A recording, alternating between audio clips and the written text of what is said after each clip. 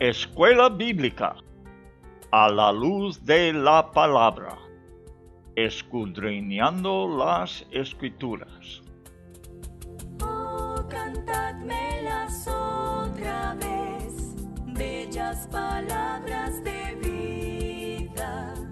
Hallo en ellas mi gozo y luz, bellas palabras de vida. Sí. Luz a las Naciones, canal cristiano de comunicación, presenta A la luz de la palabra, un estudio expositivo de la palabra de Dios, una presentación minuciosa de toda la Escritura, porque es inspirada por Dios y útil para enseñar, para redarguir, para corregir, para instruir en justicia, a fin de que el hombre de Dios sea perfecto, enteramente preparado para toda buena obra. Palabras de vida, bondadoso te salva y al cielo te llama.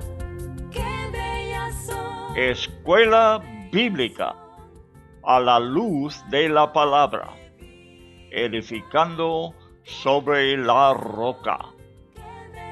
Son bellas palabras de vida.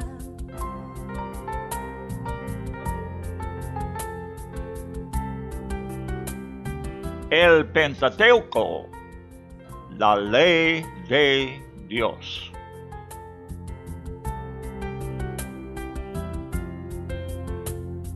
Grato el cántico sonará, bellas palabras de vida. Tus pecados perdonará, bellas palabras de vida. Sí, de luz y vida, son sostén y guía. Qué bellas son,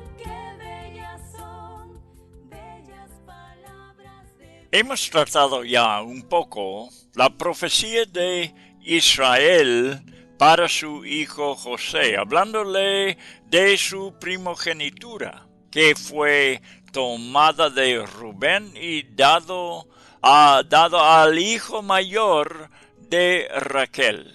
Habla de sus batallas, sus victorias, dadas por el poderoso de Jacob, sea el Dios de Jacob, quien es el Todopoderoso. Se trata del poder de la protección de su pastor, el pastor de Jacob, y la roca, que en toda la Escritura simboliza un refugio firme. El que fue una bendición a todo su pueblo, en la profecía recibe bendiciones de los cielos, desde el abismo y de los sostén de los pechos y de la fecundidad del seno. Jacob le da las bendiciones sin límites a José. Buenas tardes, amigos. Estamos terminando ya las profecías de Jacob que él dio a todos sus hijos. Cada uno de los hijos sería una tribu, o sea, es la cabeza de una tribu. Pero José recibe la primogenitura de la familia y esta quiere decir que él va a tener doble porción. Cada uno de sus dos hijos será cabeza de una tribu. Bueno, amigos, en esta historia, y que ahora vamos a terminar, estamos viendo que la profecía de Jacob nos apunta a una sola historia. La Biblia es una sola historia. Empezando en Génesis, terminando en Apocalipsis, nos cuenta el plan de Dios, los propósitos de Dios, todo lo que es importante para Dios y nosotros se encuentra a su principio en el libro de Génesis. Y estamos ya terminando este libro y vamos a entrar en Éxodo. Al contar esa historia, que es la historia que nos habla de la caída del hombre en el pecado, pero de una vez, pronto, después de su caída, recibe una garantía, un remedio por su situación, que era terrible. No lo vamos a hacer menos, era terrible. Una situación en que cayó no solamente le afectó a él, a Adán y Eva, sino a toda su descendencia hasta el día de hoy. Estamos bajo la maldición, como la sentencia contra el pecado que fue cometido por Eva y Adán. Era terrible. Era para la condenación de toda la humanidad. Y el hombre está en una condición ahora alejado de Dios, sin las posibilidades de volver a Él por sí mismo, si no recibe de Dios apoyo y ayuda. Vamos desarrollando un concepto de Dios. Al ver esas historias y cómo Dios mueve por medio de estas historias, vemos cómo es Dios, quién es Dios y cómo actúa. La manera que Dios actúe se llama los caminos de Dios. Y los caminos de Dios son muy diferentes que los caminos del mundo y de la gente del mundo. De modo que la única forma de poder conocer los caminos de Dios es abrir tu Biblia. Y allí verás desde Génesis hasta Apocalipsis cómo Dios obra. Y no es como el hombre. Es totalmente diferente que los caminos de los hombres. Puedes tú aprender los caminos de los hombres quizás yendo a una universidad por tener profesores muy listos, muy entrenados, muy buenos para enseñar, pero ¿qué te enseña? Te enseña los caminos del hombre, cómo funciona el hombre y cómo tú puedes funcionar en este mundo. Pero Dios nos enseña sus caminos, caminos que te valen para la eternidad, para las cosas eternas, para más allá de la muerte. Así que estamos aprendiendo estos caminos y estamos viendo, formando un concepto bíblico de quién es Dios. No vale nuestra imaginación, no vale tampoco nuestras experiencias en cuanto de conocer quién es Dios, sino que tenemos que acudirnos a la Biblia y formar nuestro concepto de Dios en la Biblia y solamente allí. Bien, estamos ya, os he dicho, terminando el libro de Génesis. Estamos en capítulo 49. Jacob está dando profecías a toda su familia. Ya hemos hablado un poco al principiar el programa de las bendiciones que él dio a su hijo José. Y en versículo 26 dice: las bendiciones de tu padre han sobrepasado las bendiciones de mis antepasados. Jacob está diciendo aquí que las bendiciones que le está dando a José son mayores que las bendiciones que fueron dadas al abuelo de Jacob, que era Abraham, y el padre de Abraham, de Jacob, que era Isaac, que estas bendiciones son mayores para José. Hasta el límite, sigue diciendo, de los collados eternos. Son promesas eternos que recibe José. Hasta el límite de los collados eternos. No los collados de este mundo, sino los collados celestiales. Sean ellas sobre la cabeza de José, sean ellas las bendiciones sobre la cabeza de José, serán derramados sobre él y sobre la cabeza del consagrado, que es el mismo, de entre tus hermanos. Él fue separado, consagrado para Dios por la misión que tenía que cumplir.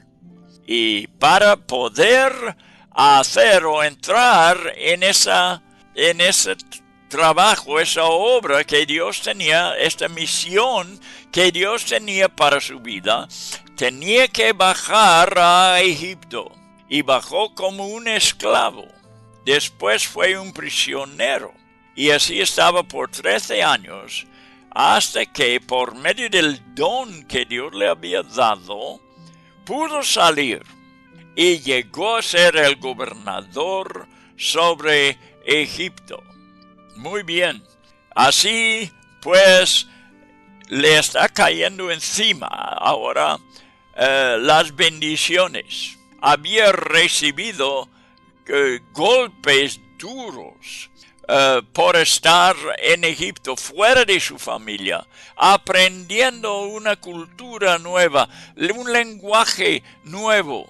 Bueno, no podemos ni imaginar el sufrimiento de José en esa situación, pero valía la pena, porque le estaba preparando para ser gobernador, y siendo gobernador salvó a su familia. Y su familia bajaba a Egipto. Pudo salvarles, pudo también obrar en sus vidas y ver formando en ellos un cambio de carácter, un cambio espiritual tremendo. Tremendo, os digo, una transformación. Y especialmente lo hemos notado en Judá. Judá, que lleva la semilla de Abraham en sí. Judá es la cuarta generación después de Abraham, que lleva lo que se llama la semilla o la simiente de la mujer, o la simiente de Abraham. Ahora está en Judá esta semilla. Él la lleva en su generación y lo pasará a la siguiente generación. ¿De qué se trata esta semilla? Se trata del ungido, el Cristo, que por medio o para él está formando Dios esta nación llamado Israel. Lo está apenas formando.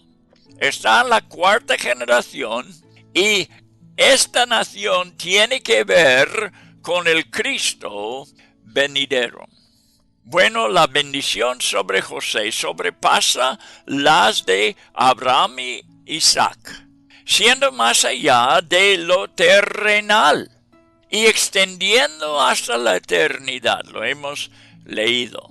Él fue apartado de sus hermanos o consagrados, dice aquí, para los propósitos de Dios, y recibirá de igual manera la bendición de Dios. Versículo 27 trata de la última profecía, y es para el hijo menor. el hijo menor que se llamaba Benjamín. Él ha tenido una parte muy importante en esta historia que estamos relatando aquí en el libro de Génesis. Versículo 27 dice, Benjamín es lobo rapaz. Es la profecía sobre su vida. De mañana devora la presa y a la tarde reparte los despojos.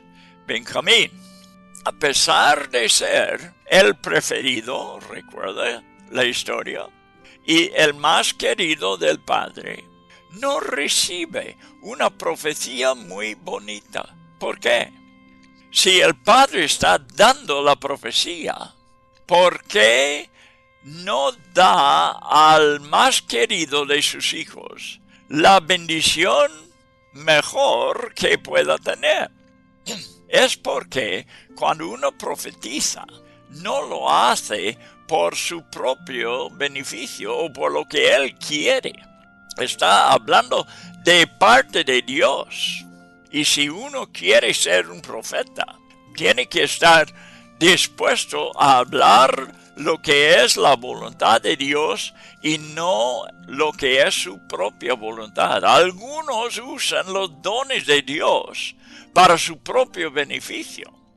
Y esto no puede ser. Los dones de Dios son dados a la humanidad, a la iglesia, para que se adelante el reino de Dios y no los deseos de los hombres. Por eso, aunque Benjamín es el preferido, recibe de su padre, que le ama mucho, una profecía que no es muy bonita, demostrando que la profecía es de Dios y no según los deseos de los hombres.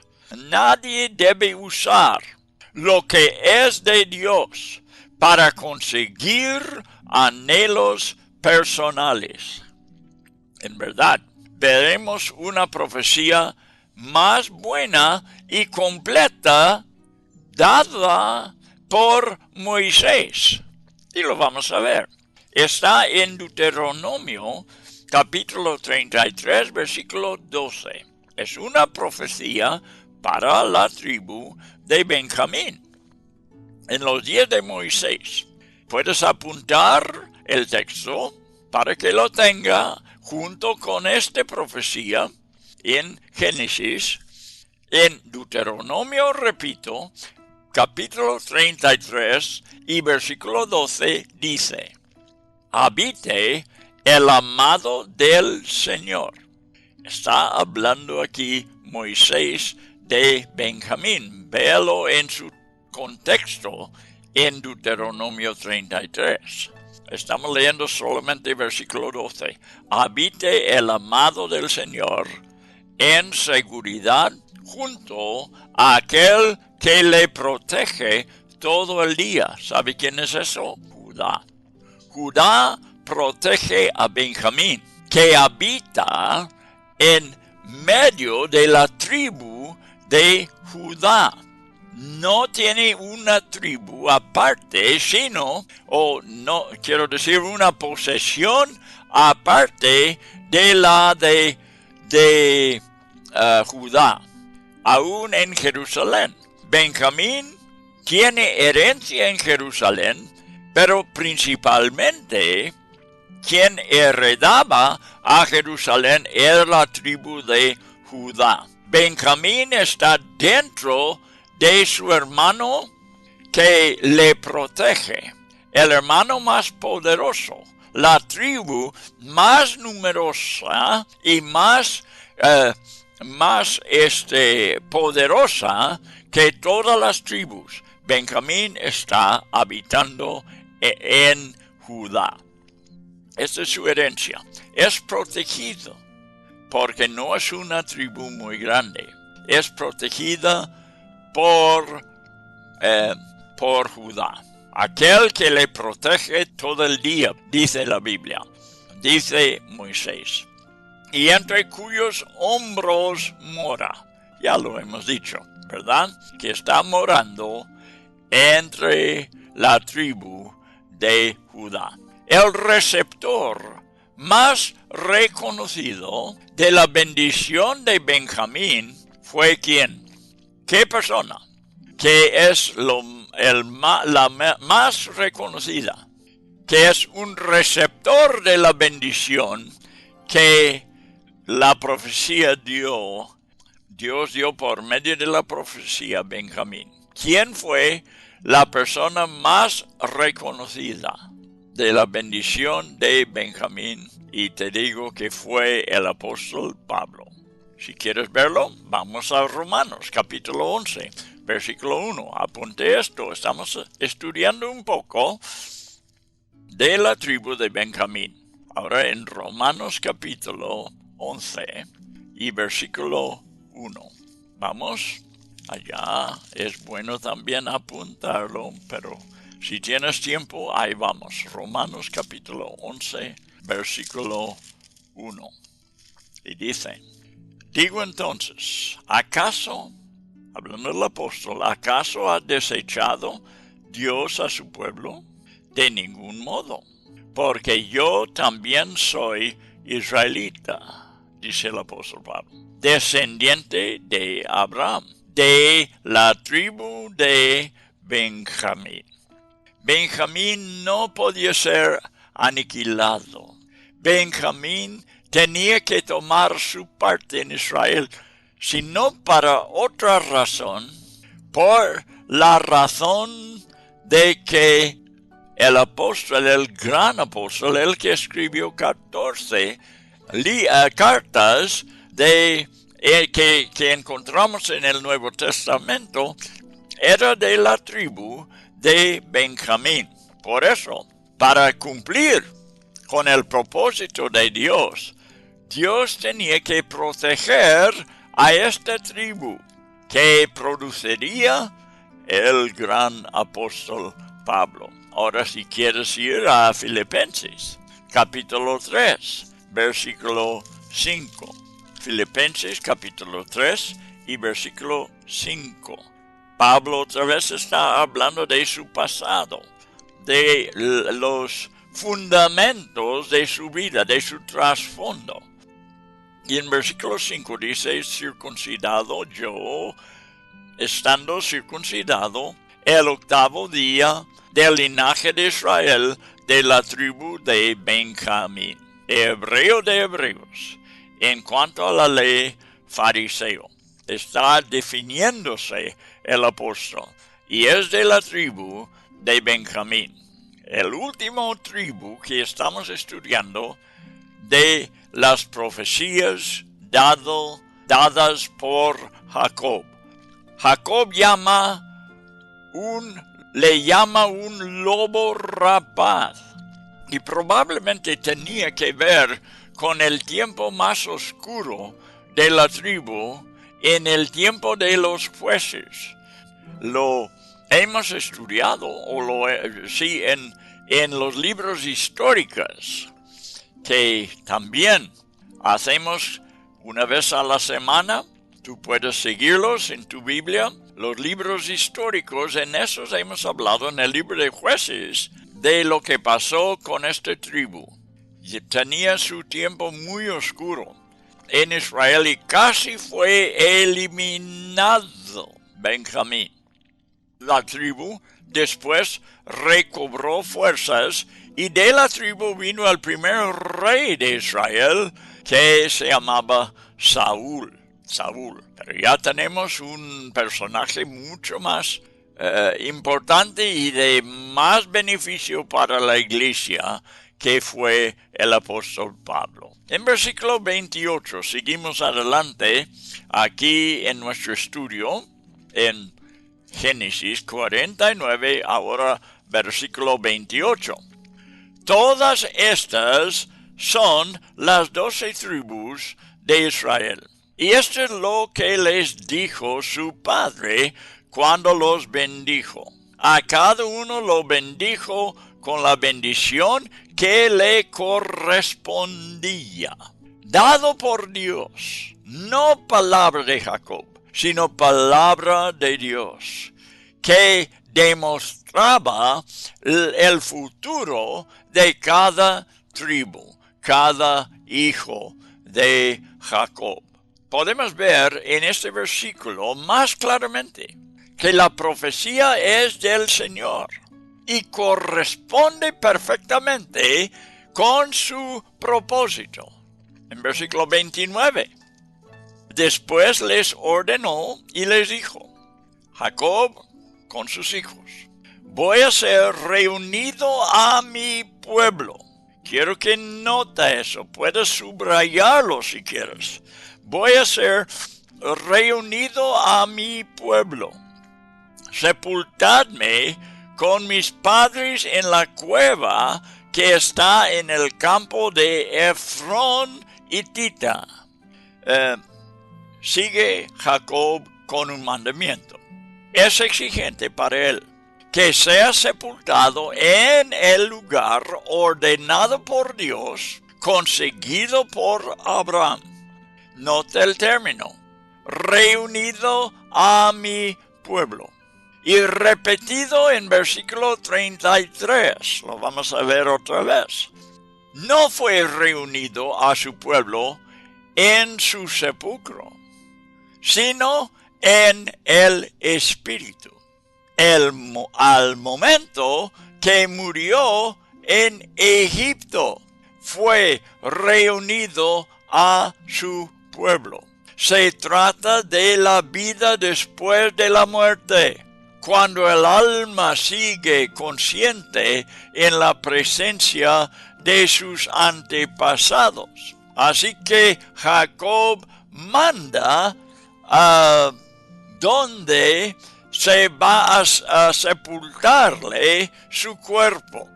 En versículo 30 lo vamos leyendo. En la cueva que está en el campo de Macpela, que está frente a Mamre en la tierra de Canaán, la cual Abraham compró juntamente con el campo de Efrón hitita, para posesión de una sepultura.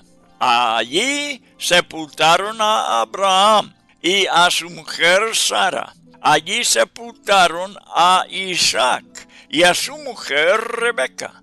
Y allí sepulté yo a Lea. El campo y la cueva que hay en él fueron comprados de los hijos de Het. Cuando Jacob terminó de encargar estas cosas a sus hijos, recogió sus pies en la cama y expiró. Y fue reunido a su pueblo. ¿Dónde está? Está en una cama en la nación de Egipto.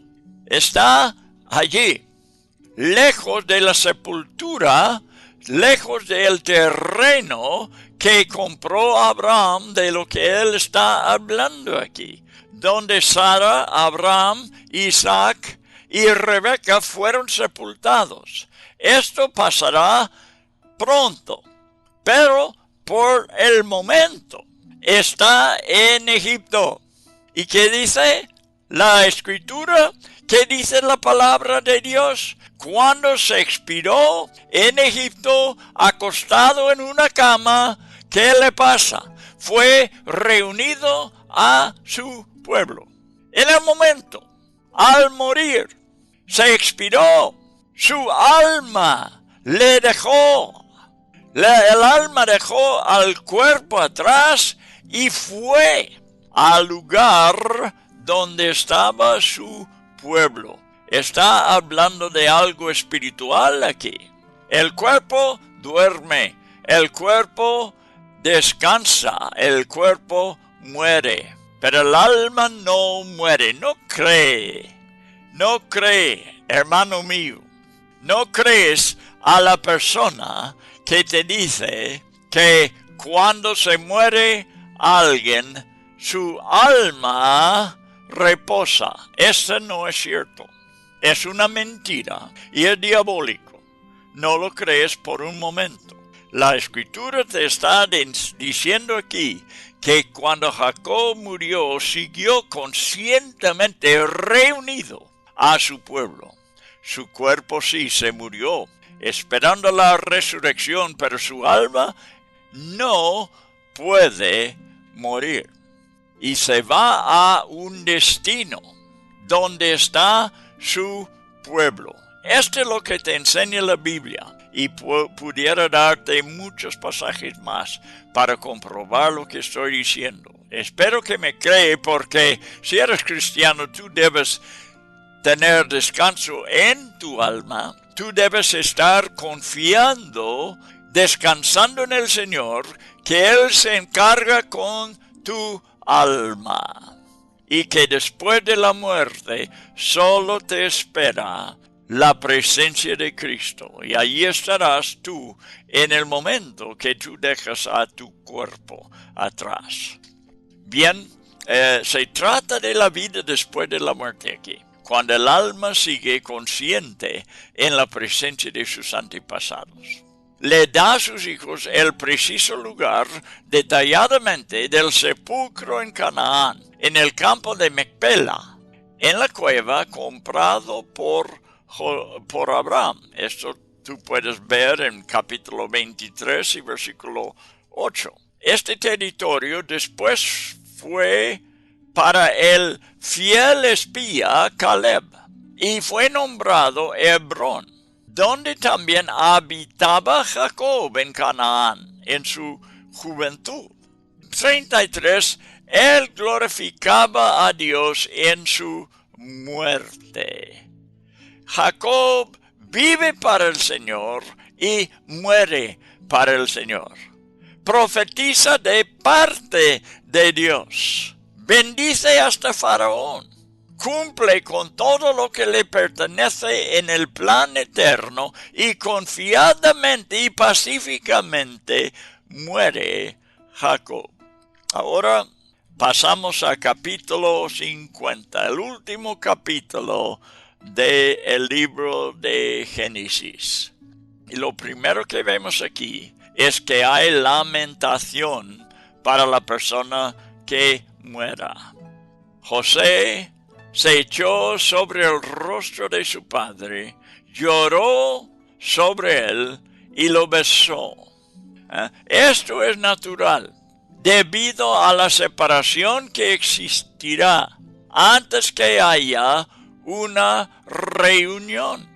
Vemos casos en el Antiguo y el Nuevo Testamento de este acontecimiento. Es un tiempo triste y José lloró sobre su padre y le besó. Versículo 2. Y ordenó José a sus siervos médicos que embalsamaran a su padre. Y los médicos embalsamaron a Israel. Vamos a aprender algo sobre lo que es tener respeto para el cuerpo humano. Aquí vamos a tratar un asunto que tiene que ver con el día de hoy. El cuerpo humano debe tener respeto porque es la creación de Dios.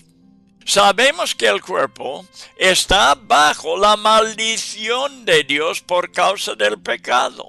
En capítulo 3 de Génesis, versículo 19, si quieres apuntarlo, con el sudor de tu rostro comerás el pan hasta que vuelves a la tierra. Dios hablando con Adán. Porque de ella fuiste tomado, pues polvo eres, y al polvo volverás. Está hablando del cuerpo de Adán, que ahora tiene que ver con Jacob. El cuerpo. El sudor de tu rostro, del sudor de tu rostro comerás al pan hasta que vuelves a la tierra, hasta que tu cuerpo vuelve a la tierra, porque de ella fuiste tomado. El hombre fue hecho del polvo de la tierra, pues polvo eres, y al polvo volverás. Pero el hombre no es solamente polvo. Dios respiró en el hombre el aliento de vida. Y este aliento es dado por Dios. Y por eso el hombre no es un animal. ¿En cuál animal respiró Dios? Nada de eso. Solamente al hombre, y por eso el hombre vence la muerte. El hombre sigue viviendo porque el aliento de Dios está en él. Sabemos que el cuerpo está bajo la maldición, pero por un proceso natural, el cuerpo vuelve a la tierra. Mientras que el hombre interior entra conscientemente y es reunido a su pueblo, como hemos estudiado ya en capítulo 49, 33. Mientras el cuerpo se descansa, inconscientemente descansa. Esa es la palabra que la Biblia da para la muerte del cuerpo. Duerme, dice la Biblia. Habrá una resurrección del cuerpo en el último tiempo, cuando el cuerpo será restaurado y perfeccionado, hecho eterno. En el caso de Jacob, como quiso ser sepultado en Canaán, era necesario embalsamar el cuerpo, y José manda que se haga. Es significante que moraba en Egipto, donde este arte fue practicado. Eso también está en las manos de Dios. Hasta ahora existen cuerpos muy antiguos, maravillosamente preservados por el arte egipcio. Los he visto yo en museos. El proceso de embalsamar requería 40 días. Quizá debo seguir leyendo aquí. Capítulo 50, versículo 2. Ordenó José a sus siervos médicos que embalsamaran a su padre. Bueno, versículo 3. Y se requerían 40 días para ello, porque este es el tiempo requerido para el embalsamiento. Y los egipcios lo lloraron 60 días. El proceso de embalsamar requería 40 días y los egipcios acompañaban a los hijos de Israel por 70 días de luto. Versículo 4. Y cuando pasaron los días de luto por él, habló José a la casa de Faraón, diciendo: si he hallado ahora gracia ante vuestros ojos, os ruego que habléis a Faraón, diciendo: mi padre me hizo jurar, este es versículo 5, diciendo: he aquí voy a morir en el sepulcro que cavé para mí en la tierra de Canaán, allí me sepultarás. Ahora pues, te ruego que me permitas ir a sepultar a mi padre, y luego volveré. Bien, entonces José, vemos, respetuosamente pide a Faraón poder cumplir su compromiso con su padre, sepultándole en Canaán. Tenía que ir al terreno con la cueva que compró Abraham, y prometió volver pronto. En versículo 6 vemos la respuesta de Faraón. Y Faraón dijo: sube y sepulta a tu padre como él te hizo jurar. Faraón concedió el permiso, honrando el juramento. Por supuesto, todos los hijos de Israel fueron con José, menos el ganado y los más pequeños niños, pero fueron acompañados de los egipcios. En versículo 7 dice: entonces José subió a sepultar a su padre, y con él subieron todos los siervos de Faraón, los ancianos de su casa, de Faraón, y todos los ancianos de la tierra de Egipto, representantes muchos de Egipto. Versículo 8. Y toda la casa de José y sus hermanos, y la casa de su padre, solo dejaron a sus pequeños, sus ovejas y sus vacas en la tierra de Gosén. Los siervos de Faraón, los ancianos de su casa y todos los ancianos de la tierra de Egipto acompañaron a los hijos de Israel, mientras que viajaban hacia Canaán. Estaban con ellos un gran ejército, un buen ejército, acompañándolo. En versículo 9, dio bastante prestigio a la procesión, o sea, estas personas, y además subieron carros y jinetes, aumentando más el número de egipcios. En versículo 10, vemos cuando llegaron hasta la era de Atad, que está al otro lado del Jordán, al este de Jordán. Hicieron ahí duelo con una grande y dolorosa lamentación.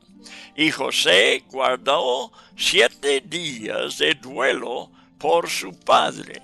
Por alguna razón tenían que dar una vuelta al oriente del Jordán, un viaje de 500 kilómetros.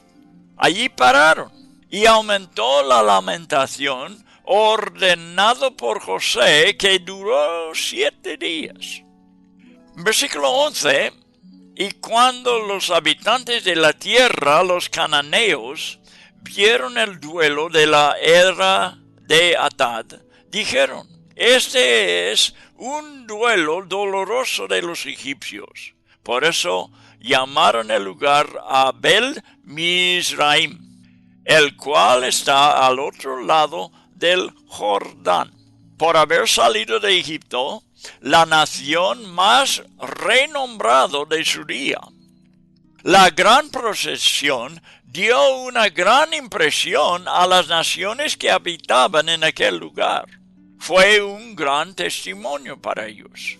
Vemos cómo Dios se preocupa aún por los cuerpos de su pueblo. Como dice el Salmo 116, versículo 15. Salmo 116, versículo 15. Un versículo muy importante que tiene que ver con los que mueren en el Señor. Y dice: estimado a los ojos del Señor es la muerte de sus santos. De esta forma, Dios es glorificado, como dijo el apóstol Pablo en Filipenses 1:20. También apúntelo. Filipenses 1:20. Cristo, dijo Pablo, será exaltado en mi cuerpo, ya sea por vida o por muerte. Los habitantes de esa tierra dieron un nombre especial a este lugar al este del Jordán. Lo llamaba Abel Mizraim. La lamentación de los egipcios significaba. En versículo 12 y hasta 14, sus hijos pues hicieron con él tal como les había mandado. Pues los hijos le llevaron a la tierra de Canaán y lo sepultaron en la cueva del campo de Mispela, frente a Mamre, la cual Abraham había comprado de Efrón hitita, junto con el campo para posesión de una sepultura. Y después de sepultar a su padre, José regresó a Egipto, él y sus hermanos y todos los que habían subido con él para sepultar a su padre. Entonces los hijos entraron en la tierra prometida, al sitio de Mispela, a la cueva que Abraham había comprado para la sepultura. Después fue llamado ese local Hebrón, y fue habitado por el espía Caleb. Esa historia está en el libro de Josué. Y entonces todos volvieron a Egipto. Al morir su padre, entra una duda en el corazón de los hermanos de José.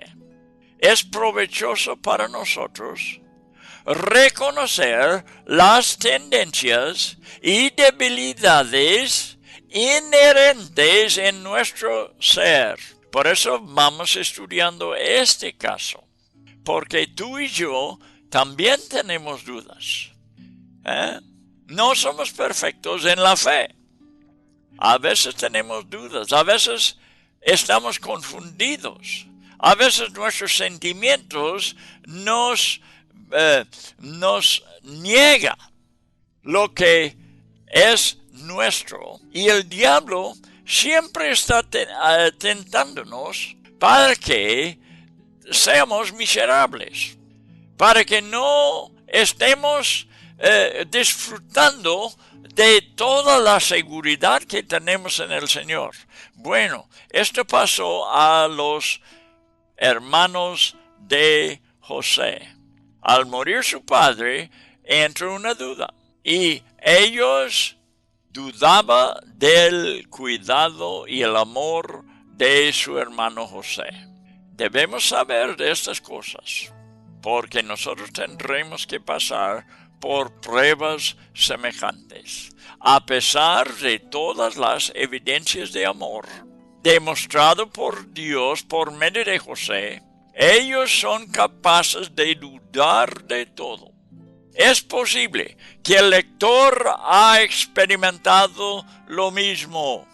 Esto es escrito para animarte, que si pasó a estas personas nos puede pasar, pero hay un remedio.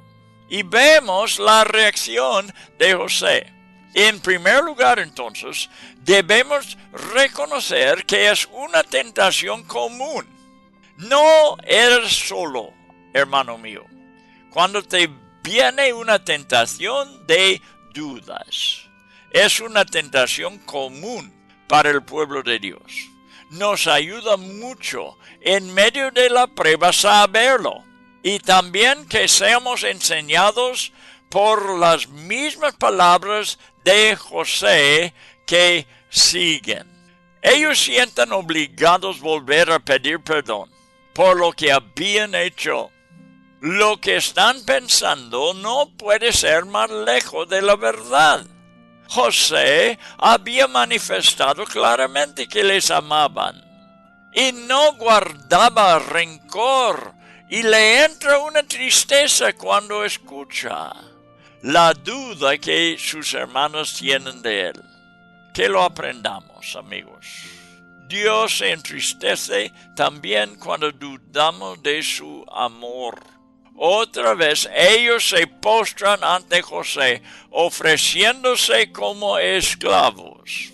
No tienen que ser esclavos, ya están bajo el amor de José, disfrutando de su amor. Consideramos la actitud correcta que el cristiano debe mantener al ser ofendido. ¿Cómo reaccionó, pues, José? Vengarse es tomar el lugar que pertenece solamente a Dios. No nos toca vengarnos. José no se vengó. Debemos ver el inmenso beneficio que sale del corazón de Dios para su pueblo. No hay que fijarse en la maldad hecha contra nosotros, por ser tan grande la bendición de Dios que desvanece todo lo que es malo. Hay que meditar mucho en tales cosas. Fíjate en Filipenses 4:8. Filipenses 4:8 dice: todo lo que es verdadero, todo lo digno, todo lo justo, todo lo puro, todo lo amable, todo lo honorable, si hay alguna virtud o algo que merece elogio, En esto meditad. Nos dañamos por no obedecer este mandamiento. El mandamiento que solamente es para su bienestar es no temer. José seguirá proveyendo por ellos. Ellos están bajo su amor y su cuidado. El Espíritu Santo Consolador consuela por medio de José. Es un ministerio de Paracletos, abogado defensor, apagar todos los dardos ardientes del abogado acusador. Para algunos de vosotros, esta es una palabra para lo que estás pasando en el momento. Toma lo que Dios te ofrece cariñosamente. Para mí es una palabra muy, muy grande. Lo que Dios promete o lo que José habla a sus hermanos. Léelo, lee versículo 19 hasta versículo 21 y verás una respuesta que hará descansar tu alma. Amigos, este es nuestro deseo. Que disfruta de lo que Dios te da. No deja que el diablo roba tu paz. Es cierto que tú y yo tenemos que pasar por pruebas y dudas. Y a veces quizás dudamos hasta del amor de Dios. Pero tenemos una palabra ahora aquí en Génesis capítulo 50, versículo 19 hasta 21. Que nos puede consolar igual que consoló a los hermanos de José. Y este es nuestro deseo, que tú tengas paz. Amigo mío, eres un cristiano, quieres seguir al Señor. El diablo te ataca con pensamientos y te da dudas, como me da a mí. Pero podemos al final triunfar por la palabra de Dios, la palabra de verdad. Esto es lo que queremos para vosotros, y que Dios os bendiga grandemente.